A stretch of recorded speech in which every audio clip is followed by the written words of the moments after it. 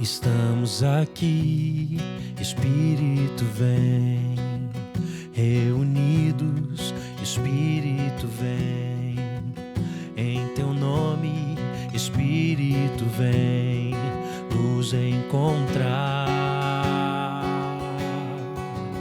nos tocar, Espírito vem nos curar, Espírito vem libertar, Espírito vem nos transformar. Nos rendemos ante a ti, tua presença reina aqui.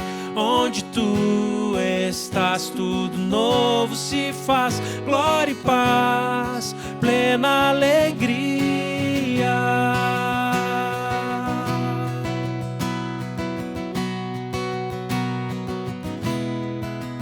Te exaltamos, Espírito vem, te adoramos, Espírito vem, glorificamos, Espírito vem, o Pai revelar.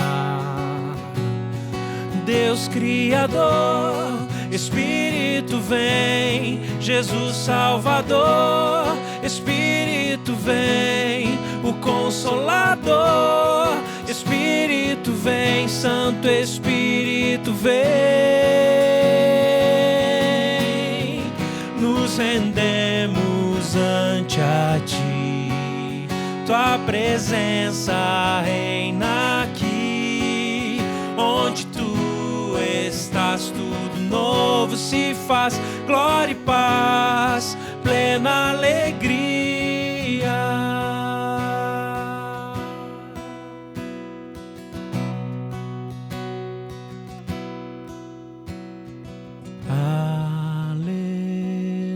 Aleluia, glória ao Rei, glória e honra ao Trino Deus. Aleluia, glória ao Rei, glória e honra ao Trino Deus. Nos rendemos ante a ti, tua presença reina aqui. Onde tu estás, tudo novo se faz, glória e paz, plena alegria. Nos rendemos ante a ti, tua presença reina aqui. Onde tu estás, tudo novo se faz, glória e paz, plena alegria.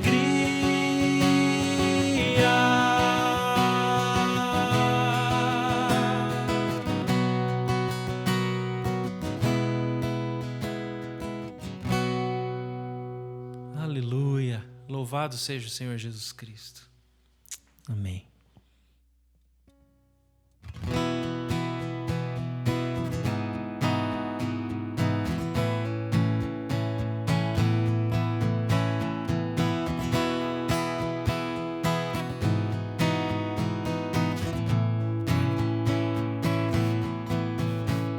Deem graças ao Senhor, porque Ele é bom. Pra sempre é o seu amor, Ao único que faz grandes maravilhas. pra sempre é o seu amor, Que com habilidade fez o céu. pra sempre é o seu amor, Que estendeu a terra sobre as águas. pra sempre é o seu amor. Exaltai o Rei de toda a criação, cantem de alegria a Deus. Rendei graças, povos, línguas e nações, cantem de alegria a Deus. Deem graças ao Senhor, o Deus dos deuses. Para sempre é o seu amor. Com sua forte mão libertou seu povo. Para sempre é o seu amor. O mar ele abriu e o povo conduziu. Para sempre é o seu amor. O Deus que não se esquece do seu povo. Para sempre é o seu amor. Exaltai o Rei de toda a criação, cantem de alegria a Deus. Rendei graças, povos, línguas e nações, cantem de alegria a Deus. Aquele que cumpriu as Escrituras. Para sempre é o seu amor. Que veio por amor para salvar seu povo. Para sempre é o seu amor. Jesus, o Rei dos Reis, Senhor de tudo. Para sempre é o seu amor. Deem graças ao Senhor, porque Ele é bom. Para sempre é o seu amor. Exaltai o Rei de toda a criação, cantem de alegria a Deus.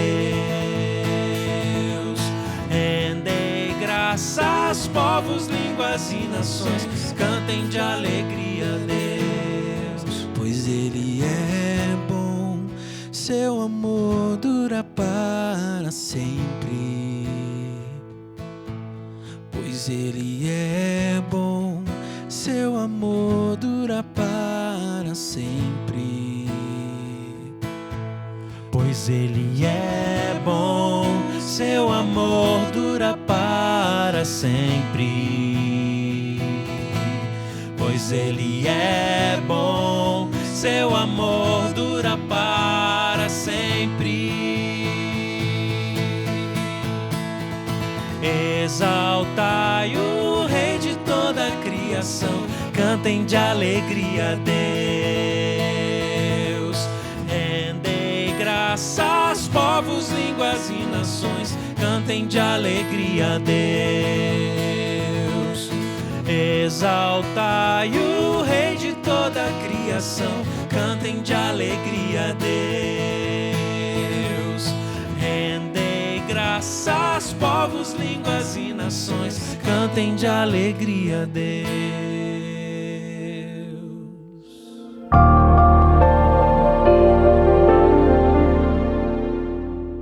Falando sobre Jesus como centro da vida, Jesus Cristo como centro da igreja, Jesus Cristo como o centro da nossa adoração, eu quero falar um pouquinho sobre o Evangelho de Jesus, né? A boa notícia de Jesus. E eu quero ler um texto com você em 2 Coríntios, capítulo 4, do verso 1 ao verso 6. Preste atenção na leitura desse texto. Por isso, tendo este ministério segundo a misericórdia que nos foi dada, não desanimamos. Pelo contrário, rejeitamos as coisas ocultas que nos trazem vergonha, não agindo com astúcia nem adulterando a palavra de Deus. E assim, pela manifestação da verdade, nos recomendamos à consciência de todos na presença de Deus. Mas, se o nosso evangelho ainda está encoberto, é para os que se perdem que ele está encoberto, nos quais o Deus deste mundo cegou o entendimento dos descrentes, para que não lhes resplandeça a luz do Evangelho da glória de Cristo, o qual é a imagem de Deus. Porque não pregamos a nós mesmos, mas a Jesus Cristo como Senhor, e a nós mesmos como servos de vocês por causa de Jesus. Porque Deus que disse, das trevas resplandeça a luz, Ele mesmo resplandeceu em nosso coração para a iluminação do conhecimento da glória de Deus na face de Jesus Cristo. Veja que o apóstolo Paulo ele está falando aqui de Jesus como centro. Jesus é essencial porque Ele é o centro da vida, Ele é o centro da nossa história, mas também Ele é o Evangelho. É o Evangelho de Cristo e é o Evangelho que é Cristo. A palavra Evangelho, do grego, ela quer dizer literalmente as boas novas. E nesse tempo difícil que nós estamos vivendo, né, esse tempo de pandemia, esse tempo de dores, esse tempo de notícias ruins, de notícias tão drásticas, nós precisamos de boa notícia. Mas a boa notícia não é diminuir o número de mortos, aumentou o número de recuperados. Também é, mas não é essa a boa notícia sobre a qual eu estou falando. Eu estou falando da boa notícia que traz o Evangelho de Cristo. A boa notícia que é o próprio Cristo trazido ao mundo, trazido às pessoas, trazido ao coração das pessoas. O Evangelho é uma notícia de vitória. Pense nisso. O Evangelho é uma notícia de vitória, que é a vitória de Jesus Cristo sobre a morte, de Jesus Cristo sobre toda a desgraça humana. Ele morreu, mas ele ressuscitou. Em Isaías 52, versículo 7, diz assim: quão formosos são sobre os montes os pés do que anuncia boas novas, que faz ouvir a paz, que anuncia coisas boas, que faz ouvir a salvação, que diz a Sião: o Senhor reina. O seu Deus reina, o seu Deus reina. Então, o Evangelho tem a ver com o reino de Cristo. Pensa nisso. O Evangelho não é uma boa notícia do mundo para o mundo. É uma boa notícia do céu para o mundo. É uma boa notícia de que, enquanto existe toda essa luta, essa dor, essa dificuldade que a gente está enfrentando na Terra, nós temos um Deus que reina. Um Deus que está acima de todos os problemas. Um Deus que está acima de todas as enfermidades. De toda má notícia, inclusive, né? Eu gosto de saber disso, que a má notícia não é o fim, porque há um Deus que reina e que sabe muito bem qual é a última notícia que Ele tem que dar para nós. O Evangelho é uma notícia de vitória. Ele não é uma notícia de derrota. E esse Evangelho precisa ser anunciado a todas as nações. Sabe por que nós estamos aqui pela internet? A nossa igreja Trinity Online, né? Nós estamos pela internet, fazendo o máximo que a gente pode, levando essa mensagem. Sabe por quê? Porque nós queremos que o Evangelho vá embora para todas as nações. E muitas igrejas estão fazendo isso ao redor do mundo, graças a Deus por isso, em muitas línguas diferentes. Esse Evangelho precisa ser anunciado. Salmo 96 diz assim: cantem ao Senhor um cântico novo. Cantem ao Senhor todas as terras. Cantem ao Senhor, bendigam o seu nome, proclamem a sua salvação, dia após dia. Anunciem entre as nações a sua glória, entre todos os povos as suas maravilhas. Esse anúncio precisa ser levado. Eu quero que você pense comigo, né? O quanto que você tem recebido de Deus a partir da Bíblia, o quanto você tem recebido de Deus ao entregar a sua vida ao Senhor Jesus Cristo, e o quanto que você anuncia isso para as outras pessoas. Porque eu não vou guardar para mim essa boa notícia. Eu quero que essa notícia chegue no mundo inteiro. E a profecia, né, as várias profecias, as chamadas profecias messiânicas. O que é a profecia messiânica? É a profecia que anuncia o Messias. Quem é o Messias? Para nós cristãos é Jesus Cristo. Porque Cristo, em grego, quer dizer ungido, e Messias é ungido. Messias é em hebraico. Então, o Cristo Jesus, o Messias, ele é o Messias prometido. E existem muitas profecias no Antigo Testamento a respeito disso. Então, por exemplo, a expectativa registrada nas Escrituras na vinda de Cristo. Pensa na boa notícia. Em Isaías 35, versos 5 e 6 diz assim: então se abrirão os olhos dos cegos e se desimpedirão os ouvidos dos surdos, os coxos saltarão como cervos e a língua dos mudos cantará, pois águas arrebentarão no deserto e ribeiros no ermo. Pense nisso como uma boa notícia. Pensa nisso, né? Que o que vai acontecer com o cego? Ele vai ver. O que vai acontecer com o ouvido? Ele vai ouvir. O que vai acontecer com o coxo? Ele vai andar. O que vai acontecer com o lugar seco? Rios virão. São boas notícias. Então, essas mensagens messiânicas, elas sempre são mensagens da boa notícia, da boa nova. Isaías 61, versículo 1 diz assim: o Espírito do Senhor Deus está sobre mim, porque o Senhor me ungiu para pregar boas novas aos quebrantados. Essas palavras foram ditas 700 anos antes da vinda de Cristo. Pensa nisso, 700 anos antes de Jesus nascer é que essas palavras foram ditas. E a expectativa é que houvesse um Messias que viesse para libertar o povo politicamente, militarmente, etc. E Jesus vem, não assim, né? Ele não vem com esse poder humano, esse poder político, esse poder militar, mas ele vem para trazer vida. Ele vem para trazer uma boa notícia para as pessoas. E ele utiliza, inclusive, o próprio texto de Isaías 61. Lá em Lucas diz assim: o Espírito do Senhor está sobre mim, porque ele me ungiu para evangelizar os pobres. É a leitura que Cristo fez para as pessoas lá daquela profecia de Isaías 61. O Espírito do Senhor está sobre mim, porque ele me ungiu para evangelizar os pobres, trazer a boa notícia aos pobres. Enviou-me para proclamar libertação aos cativos e restauração da vista aos cegos, para pôr em liberdade os oprimidos e proclamar o ano aceitável do Senhor. O que eu estou dizendo aqui? Eu estou dizendo aqui o poder do Evangelho. O Evangelho não é, então, a boa notícia que diz assim: gente, acabou a pandemia. Essa é uma excelente notícia, mas não é a boa notícia que muda a vida.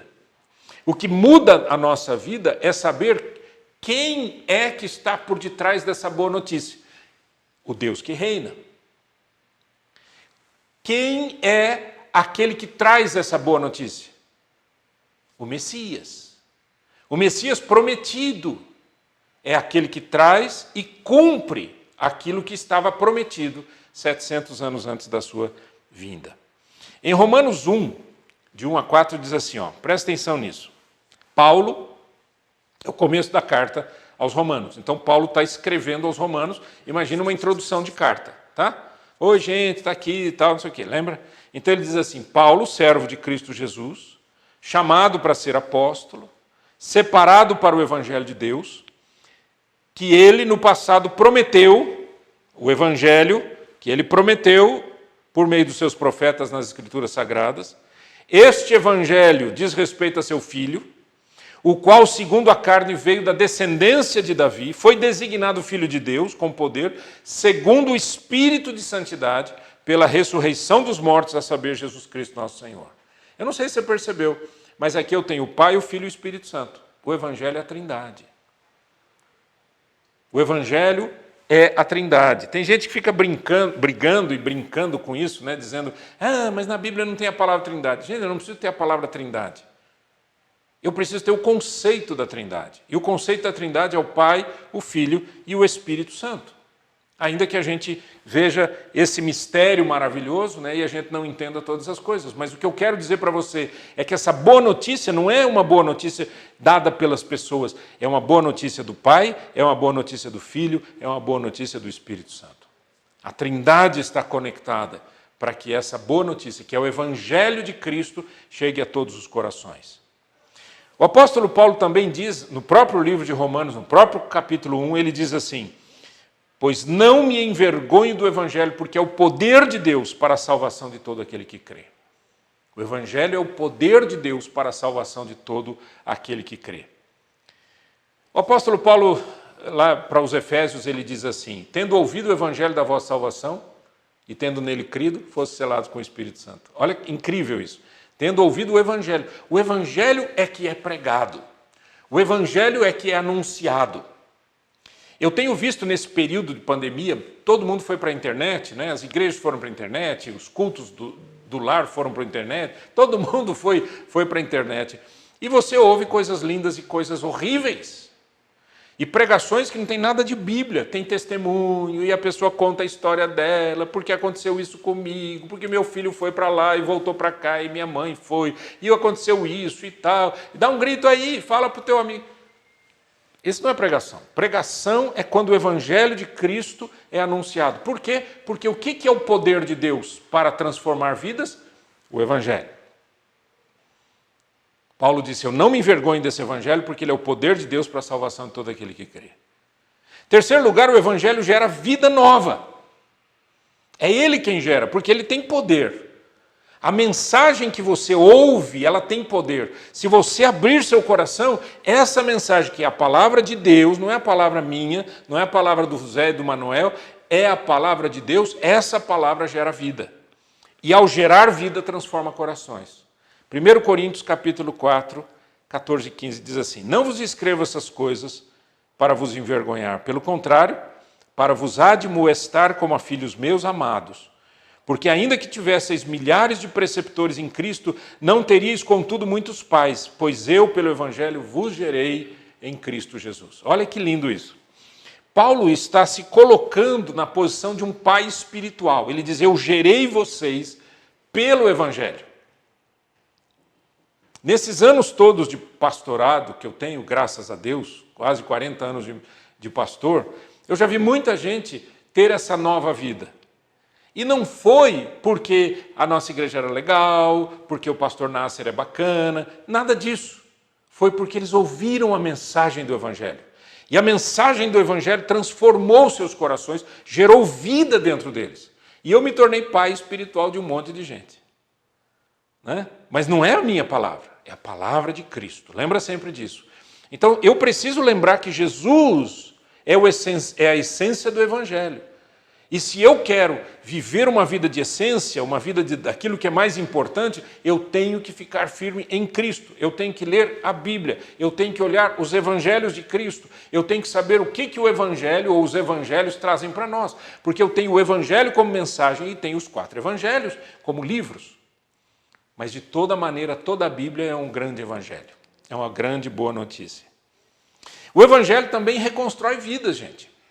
Mateus 4, 23 e 24, percorria Jesus toda a Galileia, ensinando nas sinagogas, pregando o evangelho do reino e curando toda sorte de doenças e enfermidades entre o povo.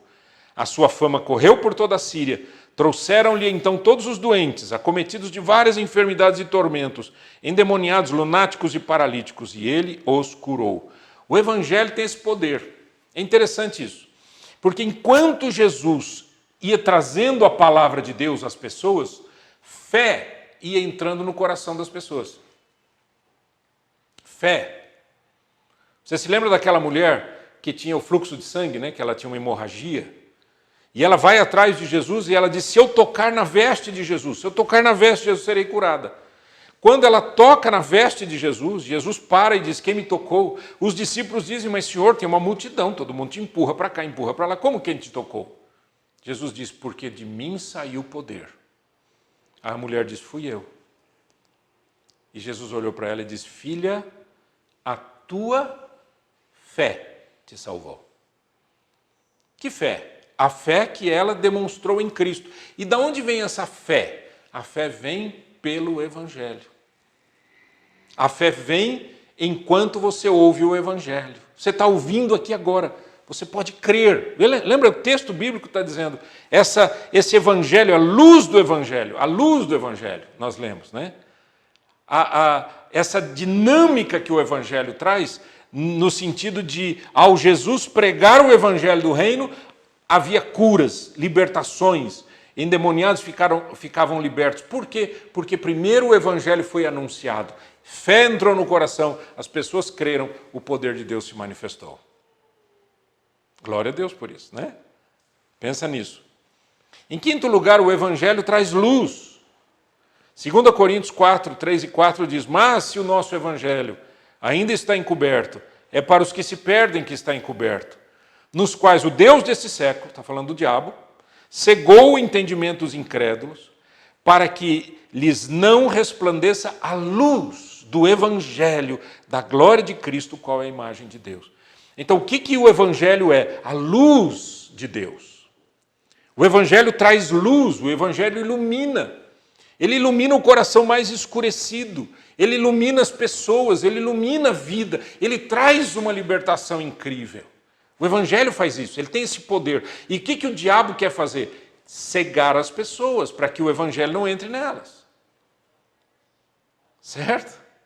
Por que tem tanto escândalo nas igrejas, não sei o quê? Por que esse escândalo todo, esse é fruto do pecado das pessoas, mas é instigado pelo inferno? Por quê? Porque se o diabo consegue tirar a atenção das pessoas do Evangelho, as pessoas não são salvas, as pessoas não são livres, as pessoas continuam na escuridão.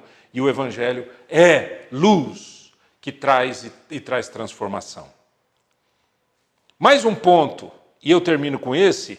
Em Efésios 1, 27 diz assim: vivei acima de tudo por modo digno do Evangelho de Cristo, para que, ou indo ver-vos, ou estando ausente, ouça no tocante a vós outros que estáis firmes, em um só espírito, como uma só alma, lutando juntos pela fé evangélica.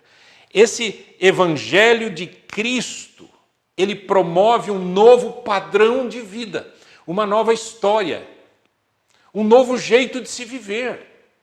Querido, ouça o que eu vou te falar. Homem, mulher, criança, adolescente, preste atenção. Se você diz que teve um encontro com Cristo, mas a sua vida não mudou, você não teve um encontro com Cristo. Você teve um encontro, eventualmente, com uma igreja, com uma mensagem bonita, você gostou de alguma coisa, mas o Evangelho de Cristo, ele altera o meu comportamento. Ele me dá uma nova história. Por isso que Paulo diz aqui: eu quero ouvir que vocês estão firmes num só espírito, como uma só alma, lutando juntos pela fé evangélica. A fé do Evangelho, não é fé evangélica da igreja evangélica, é a fé do Evangelho. Vocês estão firmes, vocês estão andando juntos, vocês estão servindo a Deus, vocês têm uma nova história. Por isso que ele começa dizendo: vivam de modo digno desse Evangelho. Então o que o Evangelho faz? O Evangelho é o poder de Deus que muda a história da minha vida. Por isso que Cristo é essencial. Você não pode tirar Jesus Cristo da fé. Você não pode tirar Jesus Cristo do Evangelho. Você não pode tirar Jesus Cristo da pregação. Você não pode tirar Jesus Cristo da igreja. Você não pode tirar Jesus Cristo da sua vida. Tá certo? Porque falar de Deus pode ser o Deus que você quiser. Mas Jesus Cristo é o divisor de águas. É aquele que veio ao mundo, ele morreu na cruz, ele ressuscitou, ele vivo está e ele vai voltar. E a sua vinda é próxima. Você crê nisso? Vamos orar? Pai, em nome de Jesus Cristo, não permita que nos afastemos do Evangelho de Cristo, porque ele é o poder de Deus para a salvação de todo aquele que crê. Ajuda-nos, ó Pai, a sermos assim, fiéis, andando nessa luz e vivendo no Evangelho, amando o Evangelho e proclamando o Evangelho, em nome de Jesus. Amém. Aleluia. Aleluia, louvado seja o nome do Senhor Jesus Cristo. É tão maravilhoso a gente saber que Deus é bom e as tuas misericórdias se renovam a cada manhã, que a tua fidelidade não tem fim. Jesus Cristo é maravilhoso, maravilhoso. E a gente se apoia nessa verdade. E uma coisa que eu queria lembrar você é que Jesus Cristo tem a última palavra. A última palavra sempre vai vir de Jesus. A gente louva a Deus por isso. Lembre disso. Ele é bom. Ele é bom.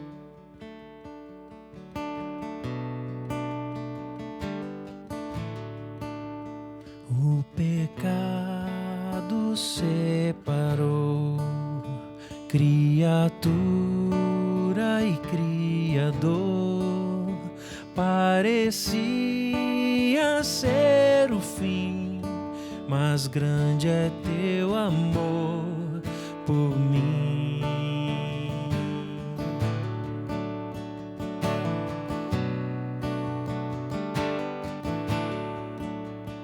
Um menino nos nasceu, sendo homem como eu, mas viveu e não pecou.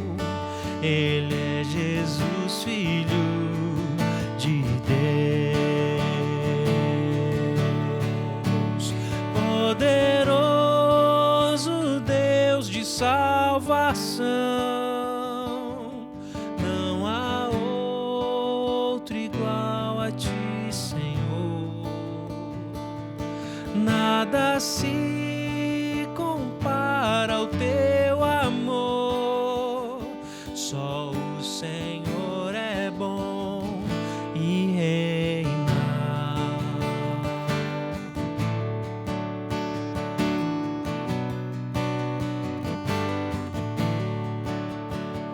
seu sangue derramou, em silêncio suportou, a cruz não pôde segurar, ressuscitou e vivo está.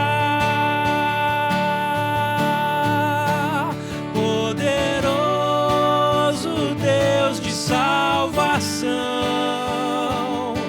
não há outro igual a ti, Senhor. Nada se compara ao teu amor. Só o Senhor é bom e reina.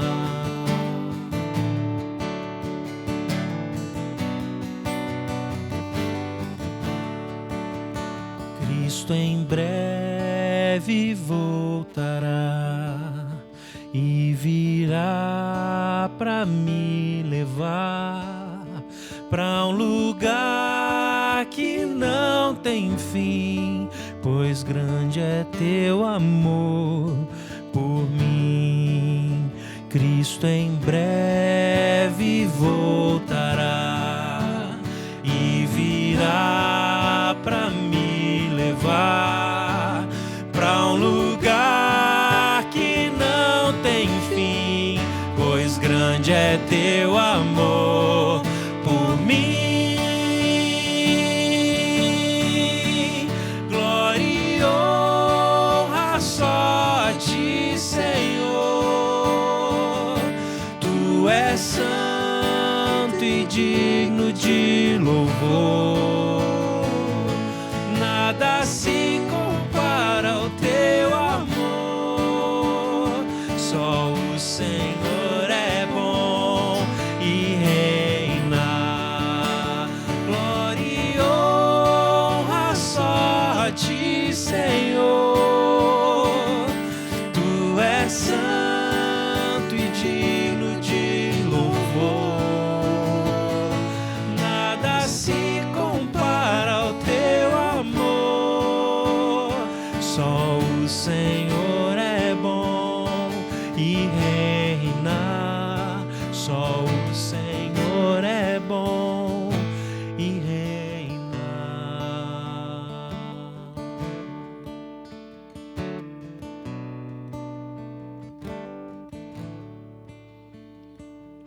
Aleluia, Jesus. Nós te adoramos, nós bendizemos o teu nome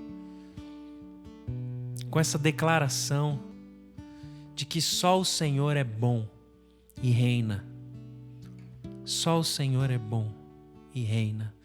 O Senhor é o Rei dos reis e Senhor dos senhores. Muitas vezes isso falta na nossa vida, a gente reconhecer que o Senhor é o Rei.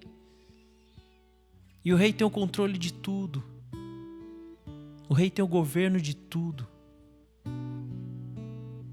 Senhor, ajuda-nos a ter essa mentalidade diária de te entronizar nas nossas vidas como o único Rei. Em nome de Jesus. Amém. Amém.